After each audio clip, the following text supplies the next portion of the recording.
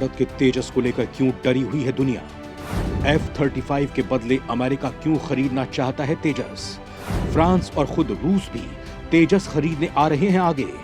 तेजस में असेंबल वो तकनीक जो सिर्फ भारत के पास है। दोस्तों, अमेरिका विश्व का वो देश है जिसकी एयरफोर्स की ताकत की कोई सीमा नहीं है।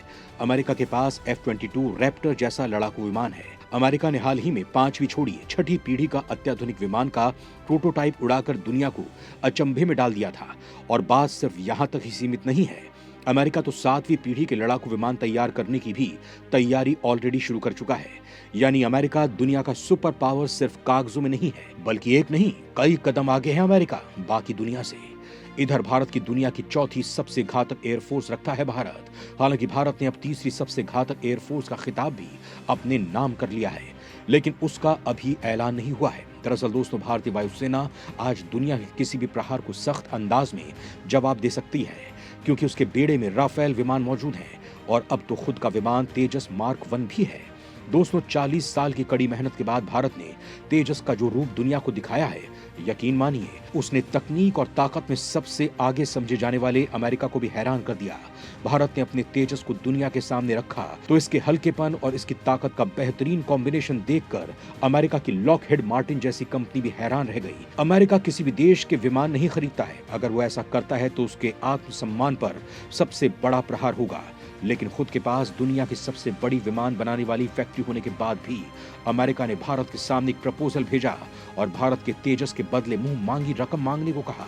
वैसे इससे पहले भी कई देश भारत को तेजस विमान बेचने के लिए कह चुके थे, लेकिन अमेरिका किसी भी देश को इतना बड़ा ऑफर ऐसे ही नहीं देता है। अमेरिका अगर भारत का तेजस विमान खरीदना चाहता है, जो 7वीं पीढ़ी के विमान बनाने पर काम कर चुका हो, वो भारत का तेजस विमान क्यों चाहेगा? वास्तव में इस खबर ने पूरी दुनिया को हिला दिया था। खुद चीन भी हैरान था।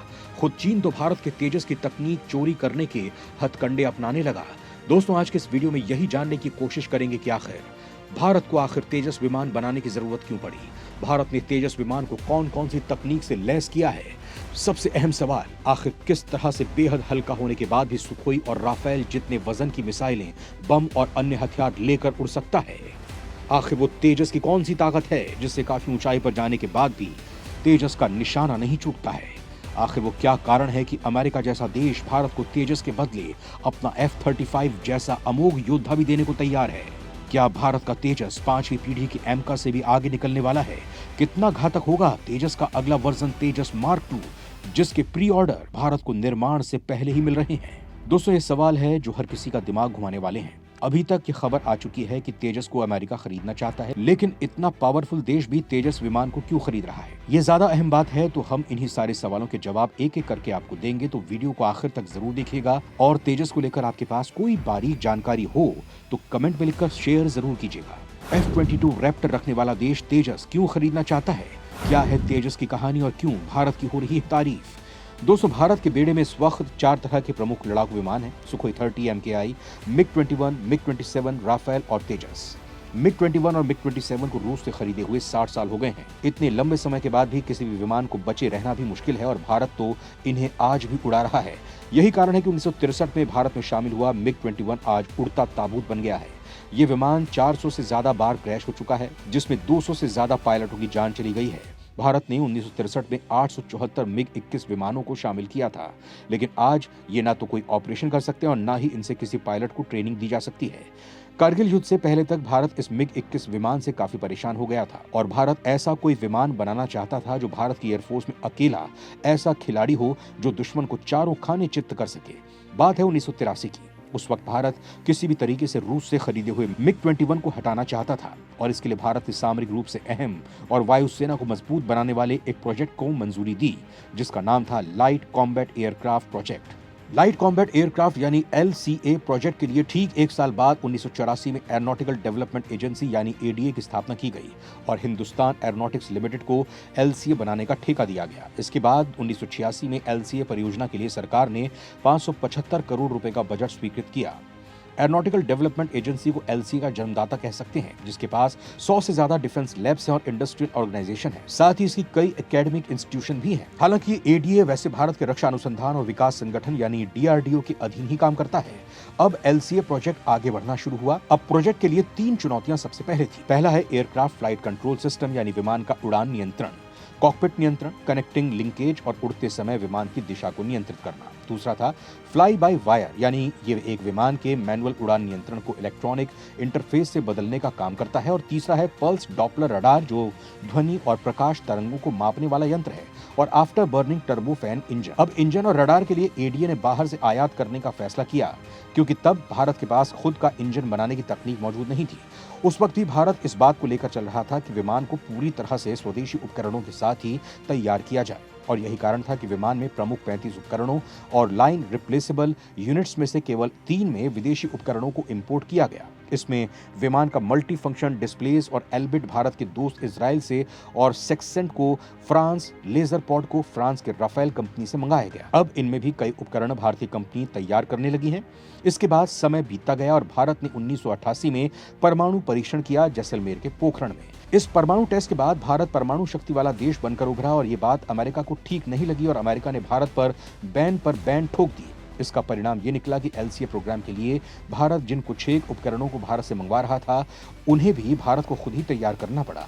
और इसी कारण से भारत को इस प्रोजेक्ट में काफी समय लग गया। कई परेशानियों के बाद भारत एलसीए प्रोजेक्ट में 70% कलपुर्जे भारत के बने हुए इस्तेमाल किए गए। हालांकि दोस्तों, ये बात साल 2000 के वक्त की है। अब तो काफी हद तक भारत में बने उपकरण ही लगाए जा रहे हैं एलसीए प्रोजेक्ट में। 18 साल बाद 4 जनवरी 2001 को एलसीए ने पहली उड़ान भरी। उस वक्त एलसीए ने शानदार तरीके से उड़ान के सभी मानकों को पूरा किया। उस वक्त विमान ने 2220 किलोमीटर प्रति घंटा की स्पीड से उड़ान भरी। 18 साल में विमान का डिजाइन तैयार करने और विकास करने के दौरान एचएएल ने विमान को परखने के लिए 2800 से ज्यादा बार इसका परीक्षण किया। इसके बाद साल 2003 में तत्कालीन प्रधानमंत्री अटल बिहारी वाजपेयी ने इसका नाम तेजस रखा। कुछ साल बाद वर्ष 2006 में तेजस ने पहली बार सुपरसोनिक उड़ान भरी। 2009 तक तेजस की 1000 सुपरसोनिक उड़ानें टेस्टेड हो गई। अब तक तेजस के 15 प्रोटोटाइप बने हैं, जिनमें 7 लिमिटेड सीरीज के, 2 टेक्नोलॉजी डेमोन्स्ट्रेटर्स, 3 फाइटर प्रोटोटाइप, 2 प्रशिक्षणात्मक प्रोटोटाइप और 1 नौसेना संबंधी प्रोटोटाइप है। Tejas multimode radar, radar warning receiver और मिसाइल फायरिंग फ्लाइट परीक्षण के साथ ही अलग अलग तापमान में उड़ान भरने में सफल रहा। चौथी नहीं, 5वीं पीढ़ी का विमान है तेजस मार्क 1। दोस्तों, चीन और अमेरिका भारत की इस बात से हैरान हैं कि भारत ने किस तरह से चौथी पीढ़ी के विमान को अपनी तकनीक के जरिए इसे 5वीं पीढ़ी का विमान बना दिया। तेजस की सबसे बड़ी खासियत यह है कि ये दुश्मन को चौंकाने में माहिर है और ये दुनिया का सबसे हल्का विमान है, जो 55,000 फीट की ऊंचाई पर जाकर किसी भी महीन टारगेट पर सटीक हमला कर सकता है। ये आसमान में युद्ध करने के साथ साथ जमीन पर हमला करने में भी सक्षम है। सबसे बड़ी बात यह है कि ये खुद 12 टन वजनी और ये 13.5 टन वजनी हथियार लेकर हजारों फीट की ऊंचाई पर उड़ सकता है। इसकी स्पीड 2 मैक तक चली जाती है और ये 3000 किलोमीटर तक की मारक क्षमता रखता है।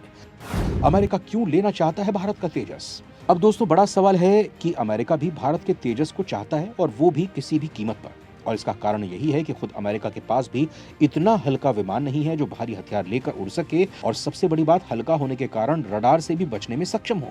ऐसा कोई भी विमान दुनिया में किसी भी देश के पास नहीं है और भारत ने इस विमान को तैयार करने में 40 साल की मेहनत लगाई है, जो लाजमी है। भारत ने इस विमान को 5वीं प्लस तक तैयार कर लिया है, यानी राफेल से कई गुना ज्यादा घातक। और इससे भी बड़ी बात यह है कि तेजस का जो अगला वेरिएंट सामने आ रहा है, यानी तेजस मार्क 2, वो तो तेजस का भी बाप है। इसकी खासियतें अभी सामने नहीं आई हैं, लेकिन इतना जरूर है कि तेजस मार्क 2 भारत के एमका फाइटर जेट, जो 5वीं प्लस जनरेशन का योद्धा है, ये उससे भी खतरनाक साबित होगा।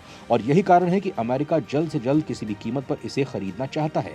हाल ही में जोधपुर में हुई एयर एक्सरसाइज में फ्रांस ने भी संकेत दिया था तेजस को खरीदने के लिए, और इस बात में कोई संदेह नहीं है कि रूस भी भारत का ये विमान खरीदने के संकेत दे दे, यानी भारत तेजस का निर्यात कर बड़ी ताकत के रूप में सामने आने वाला है। हालांकि इसके निर्यात के क्रम में भारत तेजस की कीमत क्या रखेगा, इसका खुलासा अभी नहीं किया गया है, लेकिन इतना जरूर तय है कि ये विमान भविष्य में जंग का माहौल बदलने वाला अकेला विमान साबित होगा। हालांकि इसको लेकर आपकी क्या कुछ राय है, कमेंट में लिखकर जरूर बताएं।